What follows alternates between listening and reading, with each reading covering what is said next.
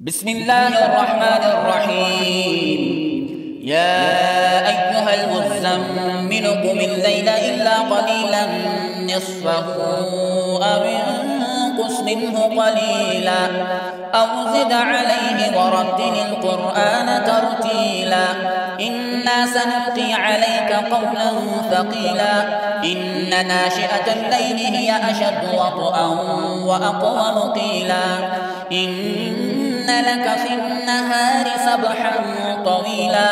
واذكر اسم ربك وتبتل إليه تبتيلا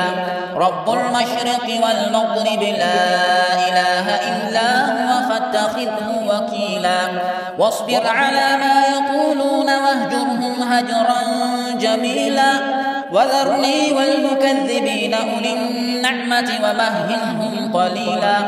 إن لدينا أنكالا وجحيما وطعاما ذا غصة وعذابا أليما يوم ترجف الأرض والجبال وكانت الجبال كثيبا مهيلا إنا أرسلنا إليكم رسولا شاهدا عليكم كما أرسلنا إلى فرعون رسولا فعصى فرعون الرسول فأخذناه أخذا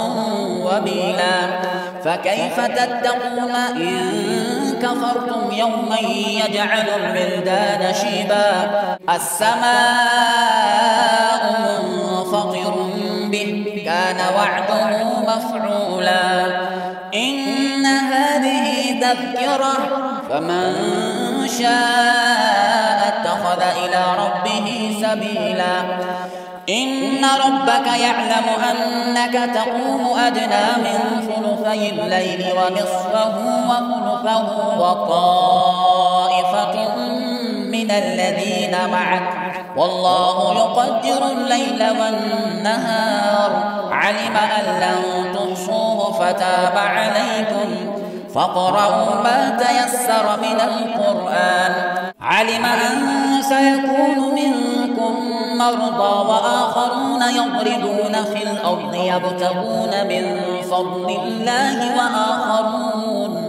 وآخرون يقاتلون في سبيل الله فاقرؤوا ما تيسر منه وأقيموا الصلاة وآتوا الزكاة وأقرضوا الله قرضا حسنا وما تقدموا لأنفسكم من خير تجدوه عند الله هو خيرا وأعظم أجرا